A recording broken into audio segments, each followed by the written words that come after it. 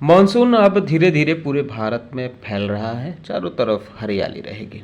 इसी तरह नए क्वार्टर, नए महीने के पहले दिन हमारा मार्केट में भी हरियाली देखने को मिली। पिछले 2 दिनों में लाल निशान में बंद होने वाला मार्केट 1 जुलाई को ग्रीन में बंद हुआ। सेंसेक्स 444 पॉइंट अप हुआ और निफ्टी भी 140 पॉइंट बढ़ा। निफ्टी की जो क्लोजिंग हुई ये 24,000 पर देखने को मिली। इसमें सबसे महत्वपूर्ण अगर योगदान रहा, यानी कहें कि जो टॉप गेनर्स रहे, Reliance industry, SBI, axis bank, Mahindra and Mahindra और HUL, ये टॉप कंट्रीब्यूटर्स रहे हैं। बैंकिंग परफॉर्मेंस भी ठीक ठाक देखने को मिली है। निफ्टी बैंक 490 पॉइंट बढ़ा है। कोटक महिंद्रा बैंक, एसबीआई और इंडसइंड बैंक जैसे कंपनियां टॉप गेनर में रही हैं।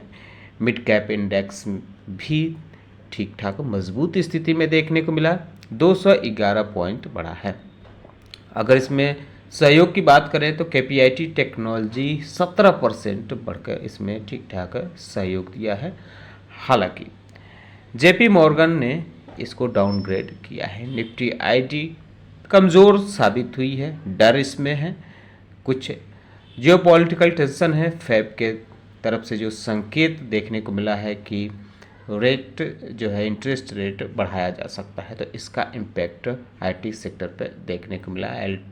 L&T टेक्नोलॉजी हालांकि जो रही है डिक्लाइन में देखने को मिली है। वहीं राइट्स 13% के आसपास जंप होते हुए देखने को मिला है। कंपनी को 175 करोड़ रुपए का प्रोजेक्ट मिला है, इसकी वजह से ये तेजी इसमें रही है। ग्लेनमार्क फार्मा कमज़ोर रहा है, 2% के आसपास। US FDA ने 6 ऑब्जर्वेशन इसकी गोवा यूनिट में जारी किया है, तो इसके बाद इसका ये परफॉर्मेंस देखने को मिला है। Delivery, Paytm, Godrej property, Prestige estates और कोलगेट जैसी कंपनियां मजबूत स्थिति में देखने को मिली हैं, टॉप गेनर रही हैं। मिड कैप में अशोक लीलैंड 3% के आसपास मजबूत में देखने को मिला है। कंपनी ने अपने जून के क्वार्टर का जो है प्रोविजनल डेटा जारी किया है, उसमें 25% ईयर ऑन ईयर ग्रोथ देखने को मिली है। 19,194 यूनिट कंपनी ने बेची है, तो इसका इम्पैक्ट देखने को मिला है। महिंद्रा एंड महिंद्रा और मारुति सुजुकी भी 2% की मजबूत स्थिति में देखने को मिली है, ऑटो सेल्स के आंकड़ों की वजह से। तो अगर देखें तो कुल जो NSE पे रहा है, एडवांस और डिक्लाइन का रेशियो 1:1 का देखने को मिला है। कई कंपनियों ने अपने प्रोविजनल डेटा जारी किए हैं, बिजनेस, बैंकिंग सेक्टर की, मेटल सेक्टर की और ऑटो सेक्टर की, तो इस वजह से आज मार्केट फोकस में रहा है। कुछ कंपनियों के बारे में अगर बात करें तो लॉयड्स मेटल जो है ये आज कंपनी फोकस में रही है। कंपनी ने अपने प्रोडक्शन की रिपोर्ट जारी की है। स्ट्रॉन्ग प्रोडक्शन ग्रोथ देखने को मिला है जून के क्वार्टर में, जो एक्सपेक्टेशन था उससे ज़्यादा इसका आउटपुट देखने को मिला है। कंपनी का प्रोडक्शन 53% बढ़ते हुए देखने को मिला है, year on year 6.5 metric ton रहा है, जबकि इसका अनुमान जो था वो 26 मीट्रिक टन का देखने को मिला था आयरी ओरन में FY27 के लिए। कर्नाटका बैंक ने भी अपने बिजनेस ग्रोथ की रिपोर्ट जारी की है।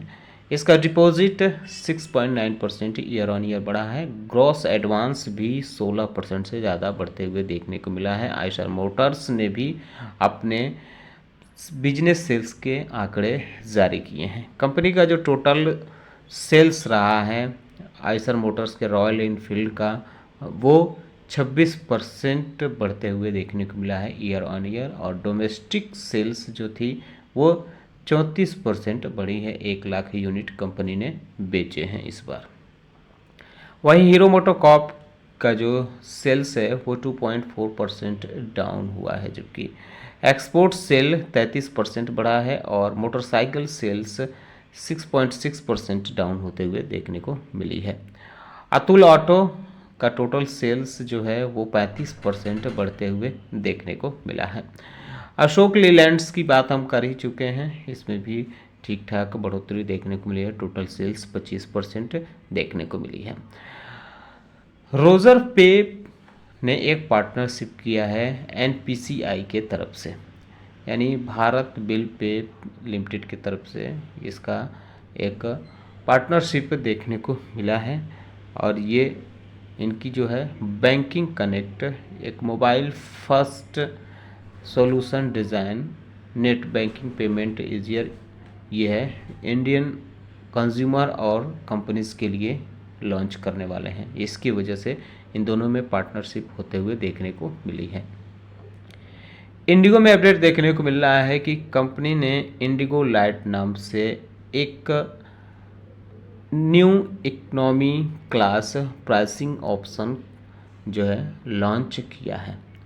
तो ये काफ़ी महत्वपूर्ण है, कंपनी की तरफ से बताया गया है कि जो न्यू ऑप्शन है ये कस्टमर को पे जस्ट फॉर सर्विस और रिक्वायर के हिसाब से ये देना होगा। तो ये काफ़ी महत्वपूर्ण है। डॉक्टर रेड्डी कमज़ोर स्थिति में देखने को मिली है, इसके competitor Apotex receives Health Canada approval मिलते हुए देखने को मिला है।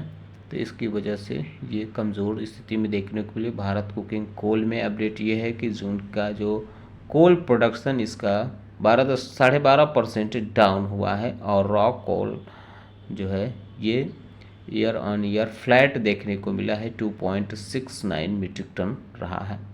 एपीएल अपोलो ट्यूब्स लिमिटेड में अपडेट ये देखने को मिला है कि कंपनी की sale 6% year on year down होते हुए देखने को मिली है, जबकि डिस्पैच इसका गिरा है पिछले साल के मुकाबले।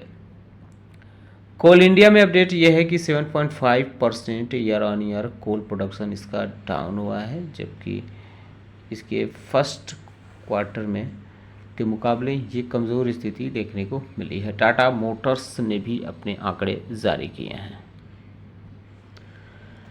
टाटा मोटर्स की तरफ से बताया गया है कि 35% ईयर ऑन ईयर इंक्रीज देखने को मिला है इसके कमर्शियल व्हीकल सेल्स में।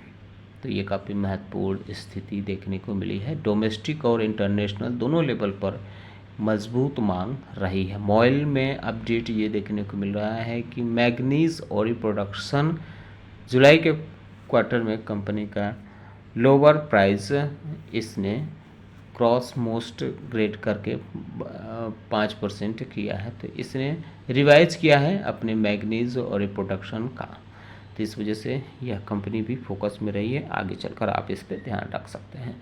तो ये दिन भर के मार्केट का हाल चाल रहा। कैसा लगा वीडियो बताना ना भूलें, साथ ही साथ हमारे चैनल को सब्सक्राइब कर लें, बेल आइकन दबा लें। वीडियो देखने के लिए बहुत बहुत धन्यवाद।